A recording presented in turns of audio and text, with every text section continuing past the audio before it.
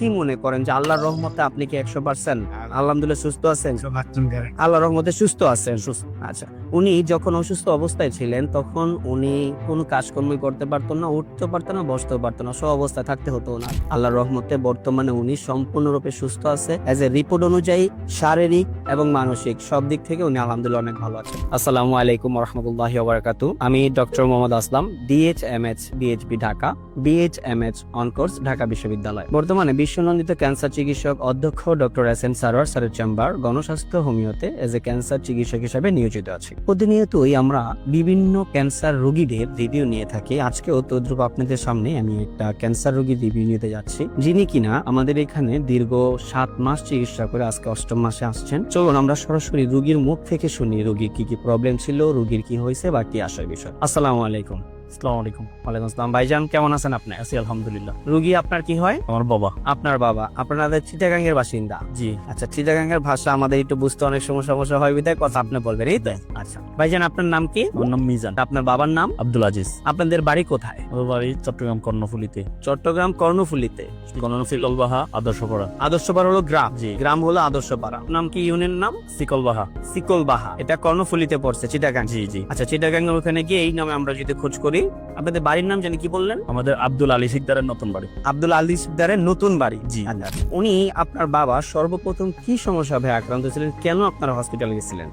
সর্বপ্রথম গলায় প্রবলেম হইতো, খাওয়ার দাওয়ার খাইতে সময় মনে হইতো ওনার কিছু একটা বাঁচতেছে জি গলার মধ্যে। জি। হঠাৎ রমজান 25 বা 26 রমজানের দিকে ওটা ফেটে যায়। কত সালে? এই গত রমজানে। গত রমজানে? জি। আচ্ছা, ফেটে যায় ওটা। ফেটে যাওয়াতে ওইখান থেকে তুতুর মতো কিছু একটা জিনিস বের হয়। বের হওয়ার পরে কয়েকদিন উনি এত কেয়ার করে নেই। আচ্ছা। হঠাৎ জ্বালা পোড়া শুরু হয়। জি। জ্বালা পোড়া শুরু হওয়াতে আমরা একটা ডাক্তার দেখাইছিলাম। ডাক্তার পরামর্শ অনুযায়ী বিভিন্ন পরীক্ষা নিরীক্ষা করাইছি। পরীক্ষা নিরীক্ষার মধ্যে এটা কি বলে, গলার এন্ডোস্কোপি করাইছি। হ্যাঁ, এন্ডোস্কোপি করাইছি। এন্ডোস্কোপিতে বলতেছে ওনার গলার অবস্থা ভালো না, আপনারা দ্রুত হসপিটাল ভর্তি করান বা বায়োপসি করান। আচ্ছা, আমরা বায়োপসি করানোর জন্য বিভিন্ন জায়গায় গেছি। অনেকজনে অনেক রকম ডিমান্ড করছে। জি। শেষ পর্যন্ত আমরা চট্টগ্রাম হসপিটালে বায়োপসিটা করি। ওইখানে বলতেছে যে ক্যান্সার।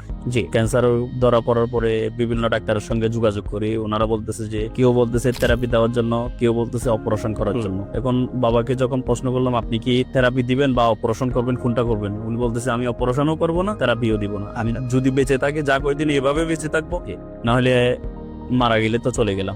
জি। তো আমি আপনাদের এখানে রিভিউ দেখলাম ফেসবুকে, বিভিন্ন রোগীর সঙ্গে আমি অনেক যাচাই করলাম। প্রায় 1 মাস ধরে আপনাদের এগুলা খুঁজে যাচাই। আমাদের যে পেজ আছে, আপনি নিজে আমাদের ভিডিওগুলো দেখেছেন, রিভিউ দেখেছেন, এটা প্রায় আপনি 1 মাসের মতো কন্টিনিউ করছেন।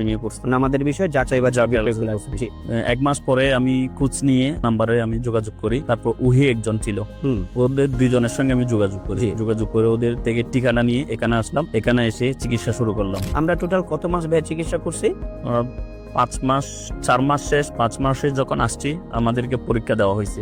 মানে আমরা যখন সব রোগীকেই বলি যে আপনারা 4 মাস আমাদের এখান থেকে ওষুধ খাবেন, 4 মাস ওষুধ খাওয়ার পরে আমরা পুনরায় আপনাদের পরীক্ষাগুলা করব। তো আমরা পরবর্তীতে 4 মাস ওষুধ শেষ করছি। শেষ করে 5ম মাসে যখন আপনি আসছেন, তখন আমরা আপনাকে কিছু পরীক্ষা নিরীক্ষা দিয়েছি, এবং সেই পরীক্ষার রিপোর্ট অনুযায়ী আল্লাহর রহমতে আমরা যখন পুনরায় যে পরীক্ষাগুলা দিচ্ছি, সেই পরীক্ষাগুলোতে ক্যান্সারিয়াস যে মার্কার আছে, আমরা এজটা ক্যান্সার নির্ণয় করতে গেলে যে মার্কারগুলো আমরা পরীক্ষা করি, সেই মার্কারগুলো আমরা পরীক্ষা করে দেখলাম যে আল্লাহর রহমতে এটা সম্পূর্ণরূপে নরমাল আছে।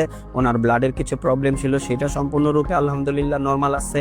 ওনার প্রস্রাবে কিছু সমস্যা ছিল, সেটাও সম্পূর্ণরূপে নরমাল। এবং সর্বোপরি আমরা একটা আলট্রাসোনোগ্রাম করছিলাম, হোল বডি, ফুল অ্যাবডোমিনের একটা আলট্রাসোনোগ্রাম করছে, আলহামদুলিল্লাহ সেই রিপোর্টটাও নরমাল। এবং কিডনির যত প্রবলেমগুলো ছিল, যেমন ক্রিয়েটিনিন, এরপরে আপনার SGPT, এই সমস্ত রিপোর্টগুলো কিডনি এবং লিভারের, এটিতে আলহামদুলিল্লাহ উনি সম্পূর্ণরূপে সুস্থ আছে। 4র্থ মাসে ওষুধ শেষ করার পরেই 5ম মাসে উনি সুস্থ আছে। এটা আল্লাহর কাছে হাজার হাজার শুকরিয়া।